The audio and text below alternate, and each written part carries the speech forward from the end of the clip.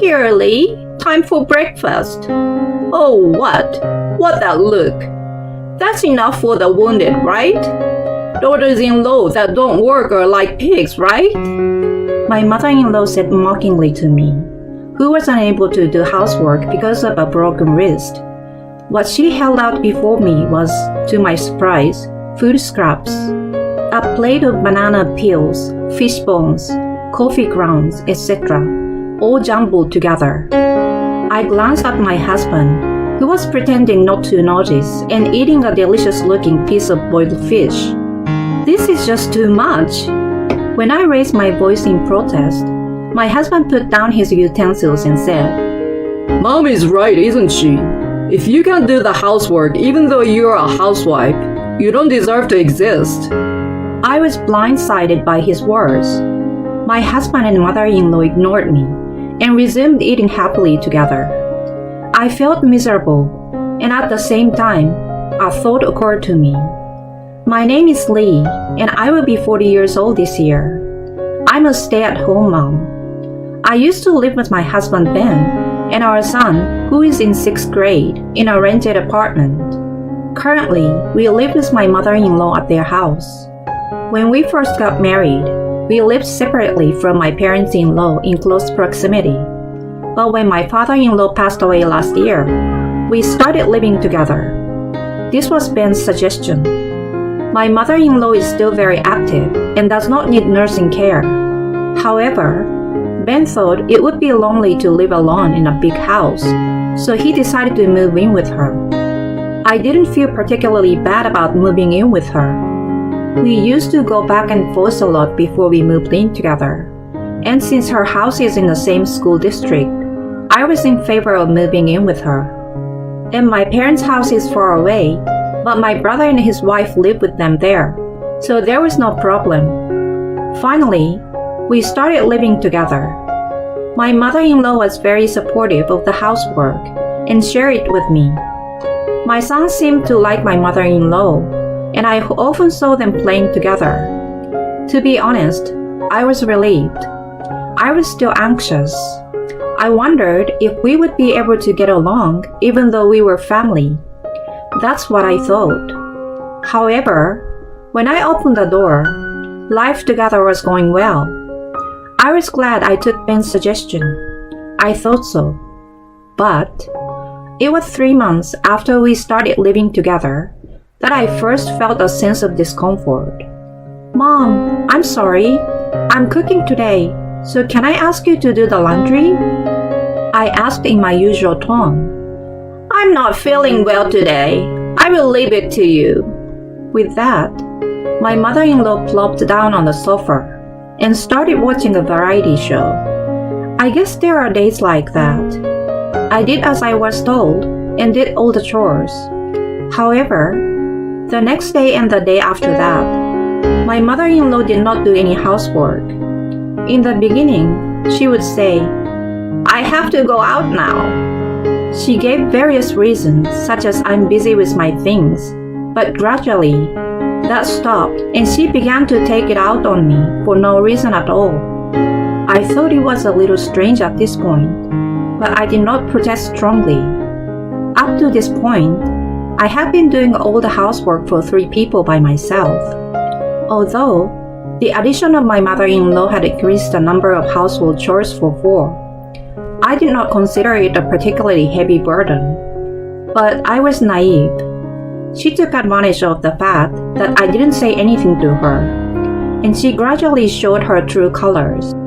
Lee, I told you to wash all my shoes, didn't I? I also told you to go sell my old clothes, and I asked you to send out my summer greeting cards to all my friends.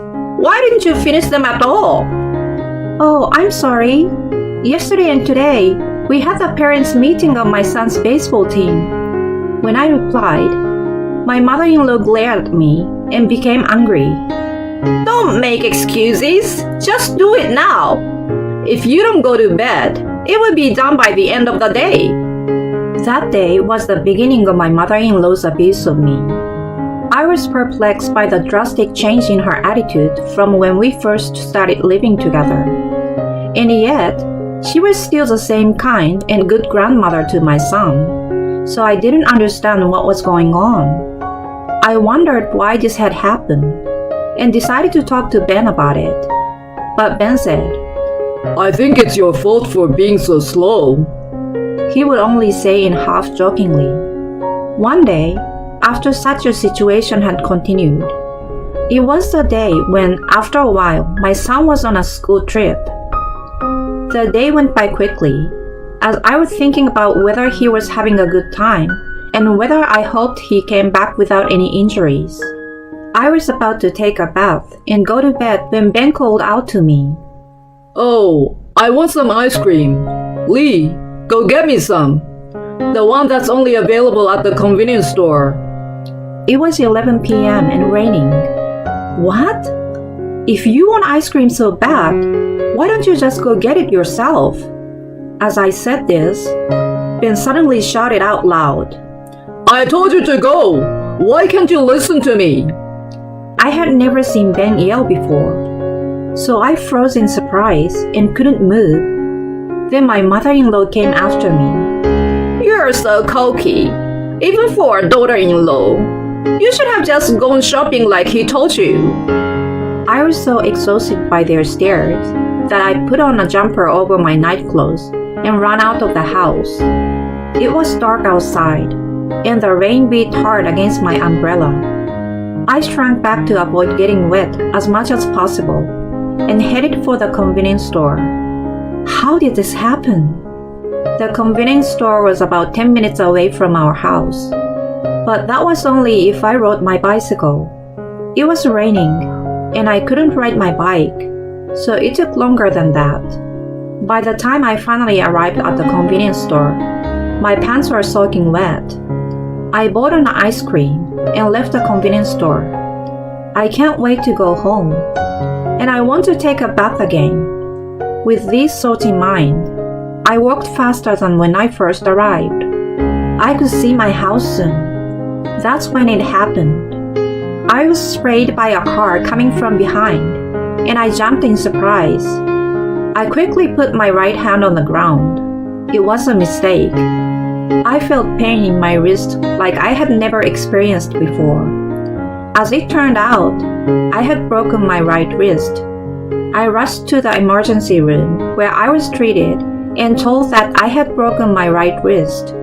After treatment, I looked at my phone and saw that I had received a large number of calls from Ben and my mother-in-law. I rushed to call Ben.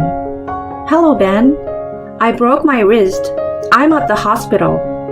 Then, Ben opened his mouth and said, Where is the ice cream? What? Oh, ice cream? Sorry, it melted. Normally, I would have thought he would be worried by my health, but he quickly responded, What? What that?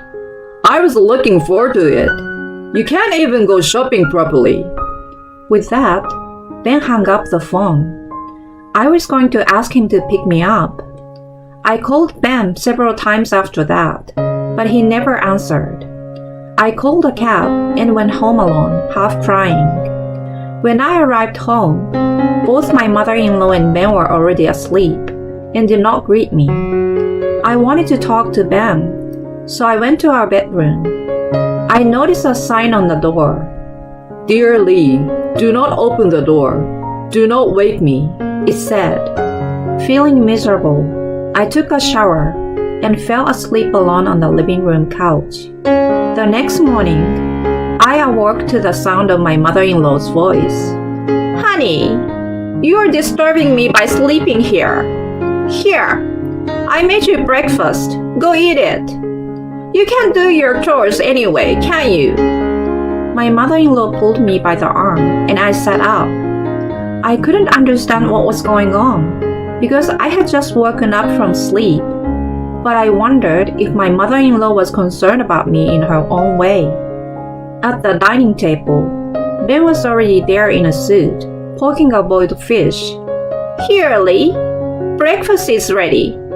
What was presented to me was food scraps. A plate of banana peels, fish bones, coffee grounds, etc. all mixed together. Oh, what is it? What's that face? Isn't this enough for the injured? A wife who doesn't work is like a pig, right? My mother-in-law laughed at me mockingly. I glanced at my husband, who was pretending to be normal and eating some delicious-looking boiled fish. Why don't you cover for me? Why do you give me such a hard time? This is just too much. When I finally raised my voice in protest, my husband quietly put down his utensils and said, My mother is right, isn't she? If you can't do the housework even though you're a housewife, you don't deserve to exist. My mother-in-law and Ben looked at each other and laughed. I was stunned and unable to say anything. But Ben and my mother-in-law continued to press me. I'm not sure if she had broken a bone in the first place. That's why I don't like young women these days. Yes, that's right. And it's because of her bad behavior that she breaks her bone. Their voices became distant. Then I felt my head heat up and then cool down. I've reached my limit. I couldn't take it any longer. Do you think you can get away with treating me so roughly and saying such crazy things? I will get even. I decided and stood up, holding the plate with the garbage on it. But what would be the most effective way? I had no idea, since I had never tried to get back at anyone before. For now, gathering information, I guess, I began to investigate their weaknesses. While doing housework with my broken hand, I searched all over the house while my mother-in-law and Ben were out. I also hired a detective and began to investigate the two of them there. I thought it would be foolish to lose my savings from my bachelorette days by doing this, but if I was going to do it, I wanted to do it thoroughly. I recorded the terrible things that Ben and my mother-in-law had done to me, and waited patiently for the right moment. When my broken bones had almost completely healed, the time for payback came. One morning, my mother-in-law moved from her bedroom to the living room.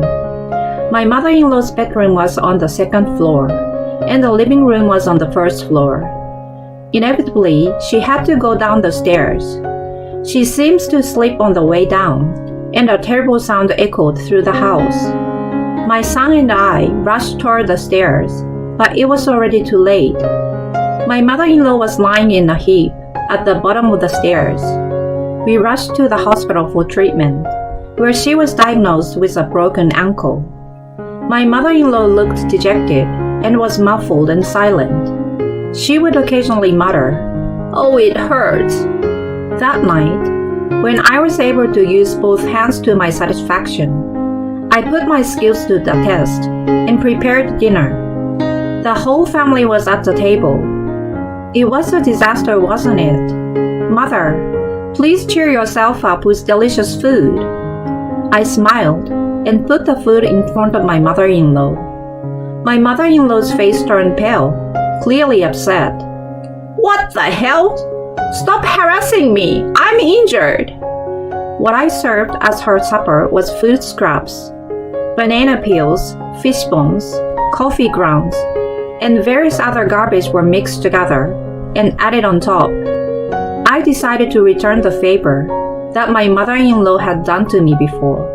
Harassment? I'm just serving food for the injured. My mother-in-law was trembling. Stop it! Don't you dare mock my mother! As I had expected, Ben also started to get angry. I put a plate in front of him as well. Of course, there was garbage on it. Garbage is good enough for a man who can't protect his wife as a husband. Ben's mouth was agape, and he couldn't say anything. I decided to take advantage of the opportunity to say what I wanted to say. Oh, you're so pale, Mom. You broke your bone. It's because you don't work hard enough. Well, I guess you break bones because you don't work hard enough. What do you think, Ben? That's exactly what he said to me when I broke my arm. You! Shut up and listen to me. Who do you think you are? I don't want a daughter-in-law like you. Get your stuff together and get out of here. That's right, that's right. You're not fit to be my wife. Get out. I did as I was told, packed my bags, and left home. I was willing to get a divorce. They wanted me to leave my son behind, but I adamantly refused. It would be bad for my son's upbringing if he stayed in a house like this. I decided to evacuate for the time being. A few days had passed since I left home. My own parents and my brother and sister-in-law were willing to accept me and my son. I was also grateful that my brother and his wife's children were willing to play with my son since it was summer vacation. But what should we do now? As I was thinking about this, I suddenly remembered. I had left the apron my son had given me for Mother's Day at my parents-in-law's house. I could give up the other things, but not that one.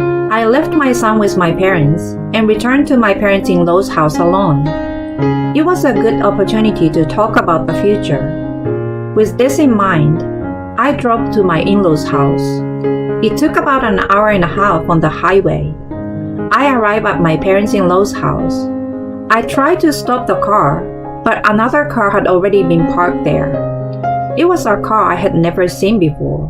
Wondering, I decided to return to my in-laws' house after parking the car at the nearby toll parking lot. The front door was unlocked, so I quietly opened the door and went inside. There I found a pair of shoes belonging to a woman I did not realize. I wondered if a friend of my mother-in-law's was visiting. If so, I might not be able to have a deep conversation with her. I decided to just collect the apron and go home. With this in mind, I headed for the living room. When I opened the door, I saw my mother-in-law and Ben in the living room. Ahead of them, I saw a young woman wearing my precious apron and hurriedly cooking. When they noticed me, they all stood up and rattled their dishes in a panic. I, on the other hand, was extremely calm. You are Ben's mistress, aren't you? I know who you are. When I said this, the woman looked so surprised that she jumped up and said, "How do you know?" Yes, I knew Ben was cheating on me. I wanted to know why Ben, who had been so kind to me until then, had suddenly become so harsh. So I asked a detective agency to investigate. And there it was, the evidence of an affair. As I had expected, the timing of Ben's sudden cold shoulder coincided with the start of the affair. My mother-in-law probably asked or persuaded Ben to do it. She wanted him to be cold to me in order to get rid of me. It was a despicable way to go about it. I showed them the evidence I had saved on my phone, one by one. Then all three of them turned very pale. And Ben, for example, looked as if he was about to fall over. Ben must have realized that there was no excuse. He suddenly came up to me and took my hand. I'm sorry, Lee, but you're the only one for me. You like me too, don't you? Well, I guess divorce is not an option. Let's just call it a double blowout. No alimony or anything, okay? I stared coldly at Ben, who was trying to flirt with me, and shook his hand away. What? I don't even like you a little bit. In fact, I hate you. I will make sure you pay alimony and child support. And her too, of course. You'd better be ready for that, Mother.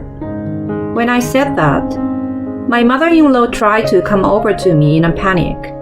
However, because of her broken bones, her leg became entangled and she fell down. She also seemed to have hit somewhere hard and was thrashing around on the floor. I don't know what she's doing. As I looked down at my mother-in-law, Ben's mistress finally came out of the kitchen and bowed to me. I'm sorry. Ben asked me out and I just couldn't say no. I'm sorry, so please forgive me. The woman wiggled around in my precious apron. She is a nasty woman. I see. If you really want me to forgive you, get down on your knees and apologize. Then I can think about whether to make you pay alimony. I told her in a cold voice. The woman made a disgruntled voice, saying, "What?" But Ben forced her to get down on her knees, and he got down on his knees next to her. I'm sorry. Ben looked up, his face expectant. I stared at him for a few seconds. Well, I've thought about it. I'm not going to forgive you. Just make sure you have alimony and child support ready. With her mouth agape, I took off the apron from her. Then I left my parents-in-law's house, leaving everyone in a daze. A month later, Ben and I were officially divorced. Of course, I had to file for alimony and child support, which was to be paid in a lump sum soon, with a lawyer in between. But I had plenty of evidence of cheating and harassment, so everything went smoothly. Ben, however, was having a hard time giving up on his son. He tried to appeal to his son himself to choose him, but it didn't work. Even though his son was in elementary school, he seems to sense an unpleasant atmosphere from Ben and my mother-in-law, and he told him that he wanted to stay with me. He still gets their occasional unsolicited message on his cell phone, but he completely ignores them. Ben and his mistress were having an affair within the same workplace, to my surprise, and they have been many messes since then. According to what I heard, the affair between Ben and the woman had spread throughout the company, and as a result, both had to resign from their jobs. Ben temporarily moved into the woman's place, but since he was unemployed and they both paid alimony to me, they were left living in poverty. The woman, who couldn't stand it any longer, ran off with another man, so they seems to have broken up. Ben returned to his mother's house, but his mother and Ben blame each other for the incident. In a sense, they are like mother and son. They will have to live a lonely life together. They deserve it. Meanwhile, I have started living with my son with the support of my family. I felt sorry for my son to be transferred from the school he had attended for 6 years.